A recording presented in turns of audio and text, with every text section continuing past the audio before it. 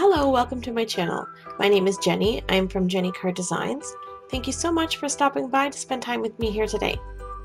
I've created this YouTube channel and these videos to share handmade card inspiration and tutorials with you. In today's video, I'm going to be focusing on the Wreath Builder by Gina Designs. This is part 2 of my 3-part series, and I will link to part 1 in the description below if you haven't had a chance to see that yet. I have a video full of tips for you today, as well as 3 projects using the Wreath Builder stamp sets and the Wreath Builder templates. I want to start off this video today explaining what I mean when I say square orientation and diamond orientation. For the square, as you can see here, when you place the cardstock down straight into the stencil and it looks like a square, that's square orientation. When you place it down into the stencil and it looks like a diamond, as shown here, that's the diamond orientation, just so that you have an idea of what I'm talking about as we go through the video. I hope this part makes some sense for people who are more visual learners that need to see it to learn it rather than just hearing it explained. So here's a look at the products that I'll be using for my projects today. I'll be using the Gina Designs Wreath Builder templates. And I've got this one taped down inside of my Misti, as you can see here. The larger template is the one that I use all the time. And then here are a couple of the Wreath Builder sets. There's the original, the fall, and the winter, or Christmas. These are the sets that I'll be using, and I just want to show you, don't discount some of your other stamp sets. Lots of other stamp sets have small images in them that we don't always use. So I'm just going to show you a couple of stamp sets here that have smaller images. And these are also Gina Design stamps. I'll link everything in the description below so that you can take a look at those. So the original Wreath Builder comes with 2 templates. The first one measures 4 inches. So your cardstock will need to be 4 inches. If you're going to make a square card, it'll be 4 by 4. But you can use any size cardstock as long as it's 4 inches in width that will slip in. And I'll show you later on what I mean. And then the second template is 3 3/4 inches. So here I'm going to cut up the 4-inch cardstock because that's the template that we'll be using today. So if you want to make an A2 size card or any other card size, you just have to make the panel size rectangular instead of square. So here I've got a piece that measures 5 1/4 inch by 4 inches. So as long as that top piece is 4 inches, it'll be able to slip into the Wreath Builder template. Okay, we've got our bases covered. Let's jump in with project number 1. Okay, the first project I'll be using the original Wreath Builder, again with the 4-inch template. I've got my cardstock loaded up, and I'm going to choose one of the stamps here, one of the little leafy stamps, and I'm going to get that placed to my cardstock. Now, when you place your images, the farther out you put them, the larger your wreath will be. The closer in you put them, the tighter your wreath will be. So you'll see that here. I'm going to layer this one so that you get an idea of what I mean. So I'm starting off with jelly bean green ink. I'm going to stamp this and turn it 8 times. This is quite repetitive, so I just speed through this part so you can see how the wreath forms. And then I'm going to put another layer inside of that one, so I'll get a tighter wreath on the inside. And I'll go ahead and I'll stamp that. And I'm going to use fresh asparagus ink for this one. And then I'll turn that 8 times. And you can stop right here, but I decided to keep going. I wasn't quite happy with it. There's lots of open space, and you can put some flowers in there, but I just wanted greenery for this one. So I used that same stamp, and I started placing that in between the images that are there already, and I'm going to use the jelly bean green ink again, and I'll ink it up, and it starts to look a little bit more full, and I still wasn't quite happy with it. So I went back with that first image one more time, and I slipped that in between the two stamped images, and I'll use the fresh asparagus ink to give that two-tone look. And then I really fell in love with this. Once I finished, I was super happy with this. I really liked the way that it turned out. It's exactly how I wanted it to look. It was nice and full and very leafy and very elegant. I really, really like this one. Here is a close-up look at the completed wreath. And then we're going to turn this into a card. Okay, so I've made a card base out of some green cardstock that I thought matched my project nicely, and I pulled in some gold satin foil cardstock, and I'll just trim everything up to make sure it fits nicely on my panel. My sentiment for this card is from the Autumn Wreath Builder. It says, "Thanks so very much," and I'll just use the anti-static powder bag and stamp this with Gina Designs watermark ink, and use a Brutus Monroe ultra fine gilded embossing powder. This is a nice gold. Try not to spill your embossing powder everywhere like I did. I left that in because everybody makes mistakes. So I'll heat set this, and then I will adhere my gold cardstock to my card base, and then I'll use a whole whack of foam tape to pop up my wreath, and then do the same for the sentiment and adhere these to my panels and call this card done. Here is a close-up look at the finished project.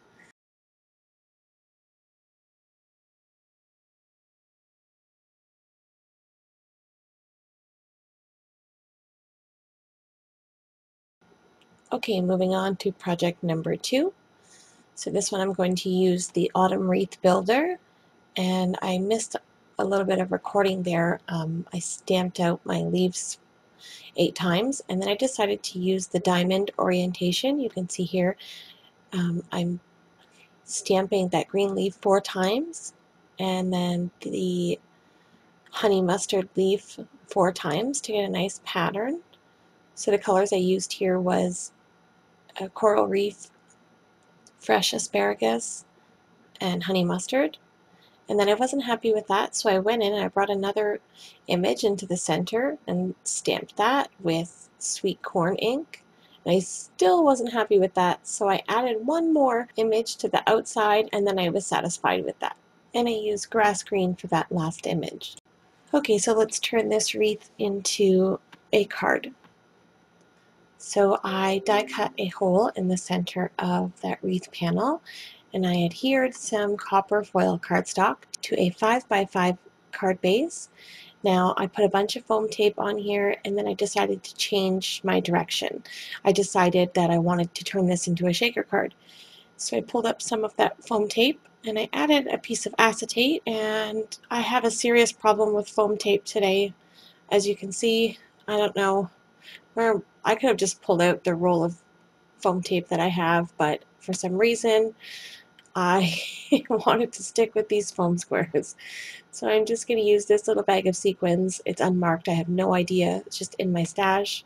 I think it matched the colors nicely, and cover it up with my wreath.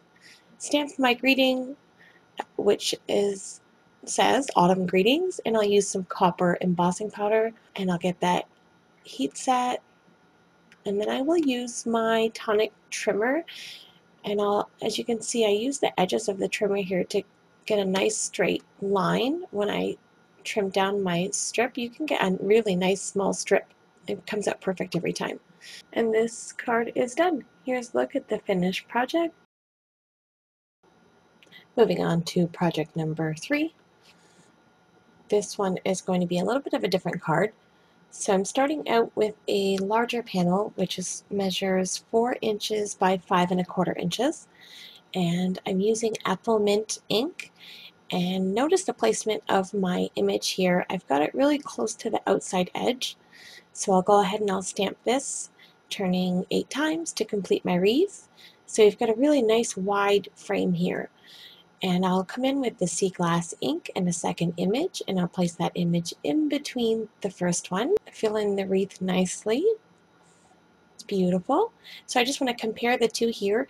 You'll see the placement of the stamp matters when it comes to creating the wreath, and how full you want it to look or how small or large you want it to look. You'll also notice that the angle in which you place the stamp matters as well. So you have to play with it and figure out what works best for you and what look that you like to achieve. So I'm going to use Peach Bellini to add in this little flower here. And I like to keep my wreaths usually to a 3-color palette and usually 3 image as well. I think that just turns out to be the nicest. Sometimes I'll make them a little bit more full, but here's a look at the finished wreath. And then we're going to turn this into a card. Okay, so I've got a circle die that fits nicely in the center of my wreath, and I cut a circle out of a scrap piece of cardstock, and I'm basically creating a mask. So I'm going to get my mask taped up over top of my wreath and slip that on top of my craft mat. I'm going to ink blend the center of this circle here, and I used one of my makeup brushes. This is just a cheapy brush off of Amazon. I use these all the time in my videos. They work wonderfully. So I'm going to use the Peach Bellini ink, and I'll get the ink on my brush and then I'll tap it off because I don't want it to be splotchy or have too much ink. I just want a soft blend on the center of this circle here. Okay, my sentiment here reads thankful, grateful, blessed, and I'll use my anti-static powder bag, and I'll stamp this with Gina Designs watermark ink, and I'm going to use the same Brutus Monroe gilded embossing powder. This is the fine detail, it's gold, and I'll heat that until it's smooth and melted. I did get a little bit of warping, so I just kind of work the cardstock back into its place. Okay, so I'm going to turn my attention over to the card base now. I'll set my panel aside, and I've got a piece of heavyweight cardstock. This is 120 pound. This is 120 pound accent opaque digital. I'll link to the cardstock that I use in the description below. So I cut a panel of cardstock in half. This measures 4 1/4 by 11, and I'm going to score it at 5 1/2, and then I'm going to flip it over and score about halfway through the top half of the panel. So basically what I'll do is I'll use my bone folder, I'll fold my cardstock in half like a regular A2 card base, and then with that extra score line I'll fold it up. So you're basically creating sort of like a Z fold here, and I'll show you the side view so you get an idea of what we're talking about here. There's that little excess, we'll cut that off. I'll just use my trimmer so you get this Z looking piece on the top. That makes sense? Now for the next piece, this is going to be the front. I'm just going to cut the other half of cardstock that I have at 5 1/2. So this front panel measures 4 1/4 by 5 1/2. So that's how we're going to attach it. It'll get glued to the front, and we're basically creating a little stand. So I'm just showing you how it works here. So I bring back in my wreath, and I want to mat it with some cardstock. So I brought in my trimmer and I trimmed off just 1/4 inch around each side. So I found a piece of blue cardstock that I thought matched my wreath nicely, and I'll get that adhered to my panel. And then I brought in a piece of fun foam and I'll glue that to the back of my wreath, and I'll set this on my front panel of my card base, and then I'll put something heavy on top just to hold it down so that it all adheres together. This glue dries pretty quickly, so it doesn't take very long. So I use my Misti and just set it down on top of the panel. Okay, so let's go back to the card base now. I brought in a small little scallop square die. You could use anything here. You don't even have to use a die. You could just cut a little piece of paper and pop it up with a piece of foam tape. Basically, this is going to be the stopper for your stand. I'll just set that aside for a minute, and here you're going to want to use some really strong tape. I brought in a piece of cardstock to work on top of just so that you could see what I was doing a little bit better. So I'm going to use this double-sided strong tape, and cover that little half of a flap. And I like to use my craft pick to pull up the release paper on this type of tape. Now let's get the front panel adhered. Just want to make sure everything is lined up and straight. There we go. And now here is where you want to put your little stopper in. So I'll take that little blue scallop and pop it up with a piece of foam tape to create the stopper. And then I'm going to call this card done. I'm super happy with the results of this card. This happens to be my favorite card of the 3 today. Here is a look at the finished project. You can see from the side how it can sit and stand up nice and pretty. It's a very simple card, but really fun, different design, and it'll fit straight into an A2 size envelope. So that's going to be it for today. Here's a look at all 3 projects. I hope you're enjoying the Wreath Builder series. I'm having so much fun creating all of these projects for you guys. I just want to send a heartfelt thanks to Gina K Designs for sharing my video and helping my subscriber base grow. My subscribers have tripled since Gina shared that video, and I'm truly thankful for that. So welcome to all of the new viewers. I'm happy to have you along my card making journey. Make sure to keep an eye out for the 3rd installment of this mini series. I'll be using the Mega Wreath Builder and the Memory Misti in the final video. All of the products that I've used in this video today will be listed in the description below. My links are not affiliate. I do not benefit monetarily in any way from the information that I share with you. It's just me sharing information with you. So thank you so much for stopping by and spending time with me here today. I truly appreciate all of the support. If you'd like to see more of my work, you can check out my social media. The links are in the description below and on screen here. If you haven't done so already, I would love it if you would subscribe to my channel and like this video if you enjoyed the content here today. Don't forget to hit the notification bell to be notified of future uploads, and have a wonderful day.